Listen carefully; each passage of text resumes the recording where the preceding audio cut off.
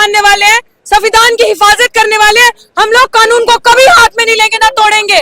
तो अब ये चीज देखना कि आपके बीच में बहुत सारे वाइस चांसलर ने, आरएसएस वालों ने अपने दलाल छोड़े होंगे जो अराजक तत्व पीस को भंग करेंगे। आप सबको उस चीज को मेंटेन करके चलना है, वो अपना काम करेंगे, हमें अपनी मंजिल को क्लियर रखना है। क्यों जरूरी है? सब कुछ लूट लिया है लोगों ने आपका।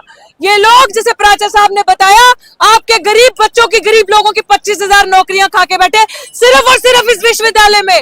और अभी आरएसएस के लोग धड़ाधड़ भर्तियां करके 3,000 से ऊपर अपने लोगों को, अपने लोग जो गुलाम दलित भी, जिनमें से हमारे समाज के लोग भी, और कुछ ऐसी चीजें सामने आई हैं, फर्जी SC ST OBC के सर्टिफिकेट बनाकर उनको नौकरियां दी हैं। ये लड़ाई अब हमारे मान सम्मान की है, अब समझौता नहीं होगा। ये पहली बार दिल्ली विश्वविद्यालय में ऐसा नीली क्रांति का इनकलाब आया, फैसला आपको करना है, ये और कहीं नहीं है। इस यूनिवर्सिटी को हर दिन इस यूनिवर्सिटी का भगवाकरण हो रहा है। हर दिन इस यूनिवर्सिटी में शाखाएं लग रही हैं, हर दिन इस यूनिवर्सिटी में आरएसएस की शाखाएं लग रही हैं। जिस जगह हम प्रोटेस्ट करते हैं, ठीक 10 कदम दूर आरएसएस की शाखा लगती है। और यही पुलिस कर्मी जो खाकी के अंदर भगवा पहनकर उन लोगों को कुछ नहीं कहते, और हम लोगों को रोका जाता है यूनिवर्सिटी के अंदर जाने से, यूनिवर्सिटी में अपनी बात रखने से, हक की लड़ाई, सम्मान की लड़ाई लड़ने से। एक अपराधी आप सबके सामने, सविता रॉय अभी भी अपनी कुर्सी पे कार्यरत है। आप समझ सकते हैं, इसी अमित शाह पुलिस ने चार्जशीट जमा की है उस अपराधी पे। तो आज मैं अपने साथियों से, भाई चंद्रशेखर आजाद से, एडवोकेट महमूद प्राचा जी, जिनकी वजह से आज ये लड़ाई हम इतने मजबूती से लड़ पा रहे हैं, जिन्होंने हमें लड़ना सिखाया, झुकना नहीं सिखाया। बाकी मेरे भाई अभिजीत जाटव जी, भाई सतपाल जी, सब यहाँ पे हैं। माफ करना अगर किसी का नाम नहीं ले पा रही हूँ, भूल गई।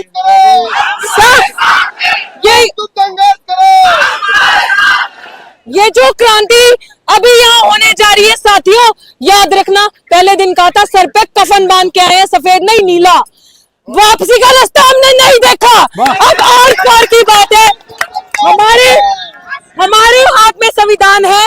इन लोगों ने, आपके जो शरीफ लोग, शायद उनकी आवाज मेरे जितनी बुलंद नहीं होगी, शायद उनकी आवाज मेरे जितनी ताकतवर नहीं होगी, पता नहीं क्या मजबूरी होगी उनकी कि अगर 10 लोगों का परिवार है तो एक इंसान कमाने खाने वाला है। उन लोगों की थाली से निवाला छीना इन लोगों ने। 22-22 साल, 15-15 साल, 10-10 साल से पढ़ाते लोग दिल्ली विश्वविद्यालय में इन्होंने निकाल दिया, क्योंकि उनका कोई माई बाप नहीं था इंटरव्यू में बैठा हुआ, उनके पास पैसे नहीं थे देने के लिए। और एक बड़ी खबर पूरे सबूतों के साथ मैं आपको बताती हूँ भाई, आपके भी संज्ञान में ला रही हूँ। एक रामजस कॉलेज, इस लाल बत्ती पे रामजस कॉलेज में चेयरमैन के साथ सेटिंग करके सब सबूत है हमारे पास। वो काम हम नहीं कर सकते। हमारे बाबा साहब ने बोला संघर्ष करो, शिक्षित बनो, पढ़ो लिखो। हम नहीं किसी को फोन कॉल आधी रात को 1800 फोन कॉल करके और हम नौकरी लें, हमारे अंदर वो चीजें नहीं है। हम गुलामी नहीं करेंगे, हम अपने कैरेक्टर से समझौता नहीं करेंगे। लेकिन यहाँ पे इस तरीके से नौकरियां दी जा रही हैं, इस तरीके से पैसे से और महिलाओं के मान सम्मान से खेलकर, और हमारे मान सम्मान की लड़ाई हम लड़ेंगे। हम अपनी किसी भी बहन को ऐसा गंदा काम करने के लिए मजबूर नहीं होने देंगे एक नौकरी लेने के लिए। ये भाई आप लोगों पे प्राचा साहब जिम्मेदारी है, मैं इसके पूरे तथ्य आपको दूंगी कि किस तरीके से महिलाओं को मेंटली और सेक्सुअली एक्सप्लॉइट करके यहाँ पे नौकरियां दी जा रही हैं। तो मैं चाहती हूँ, अरे रुक जाओ रे, रुक जाओ, ये नहीं, ये चीज आपको समझने की जरूरत है कि आपकी बहन बेटी की जहां बात आती है उसके ऊपर हम कुछ नहीं समझेंगे, क्योंकि बाबा साहब ने एक ही चीज कही थी कि मैं उस समाज की तरक्की तब समझूंगा उस समाज की महिलाओं ने कितनी तरक्की की है। और आज अगर महिलाओं ने ये बेड़ा उठाया है तो मैं कहती हूँ कि मजबूरी है सबकी, जितने भी हमारे समाज के पुरुष हैं, भाई हैं, कि साथ कंधे से कंधा मिला के आगे आकर देना है। और आज जब तक वाइस चांसलर को यही पुलिस वाले बाहर नहीं लेकर आते, और ये पुलिस का फर्ज बनता है कि जहां पे संवैधानिक तरीके से प्रोटेस्ट हो रहा हो और संविधान को आगे रख के उसकी पालना करके मान रहे हो, तो ये रास्ता खुद खाली करेंगे। SHO साहब, DCP, ACP सब जाके वाइस चांसलर को बाहर लाएंगे और बताएंगे एक अपराधी को किस तरीके से इन्होंने अभी तक कुर्सी पे कार्यरत रखा हुआ है। यही आप सबसे कहूंगी, पीस को मेंटेन करके रखना है और हम इसी दरवाजे से अंदर जाएंगे। 4 नंबर गेट पे बंद ताले, भाई ताले बंद है हमारे लिए, प्राचा साहब ताले बंद है वहां पे हमारे लिए, समझ लीजिए आप। वो ताले हमें देख के बंद होते हैं। जब साथी आशुतोष या मेरे जैसे लोग जब वहां पहुंचते हैं विश्वविद्यालयों में, तो वो ताले लगा दिए जाते हैं। मतलब हम नहीं जा सकते अंदर विश्वविद्यालयों की। ये हालत है दलित आदिवासी की।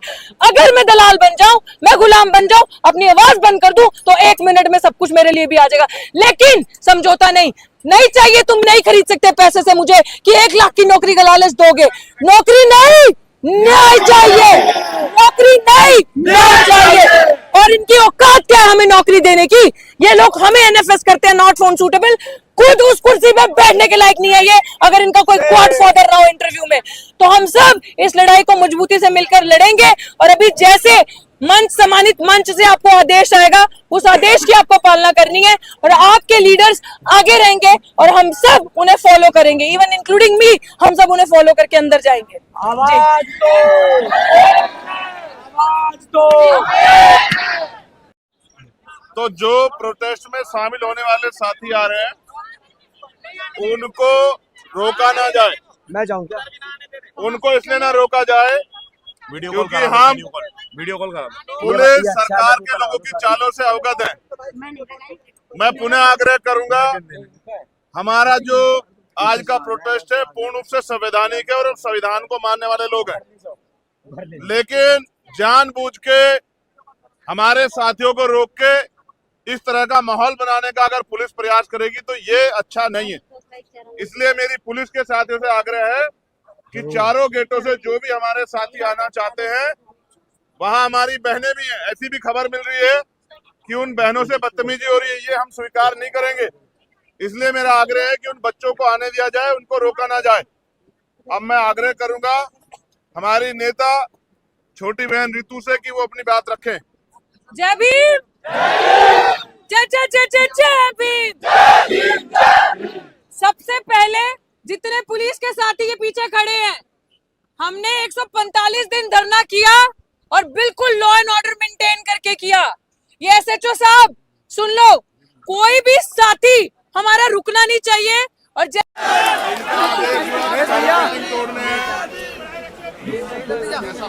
बैरिकेडिंग तोड़ना है तो बैरिकेडिंग भी तोड़ेंगे। तो आज हम अपने नेता के हिसाब से काम करेंगे। तो मैं उनसे आग्रह करूंगा कि वो पहले महमूद भाई अपनी बात रख दें, फिर जो ऋतु आदेश करेगी। हम तो आज तय करके आए कि आज बस महमूद सर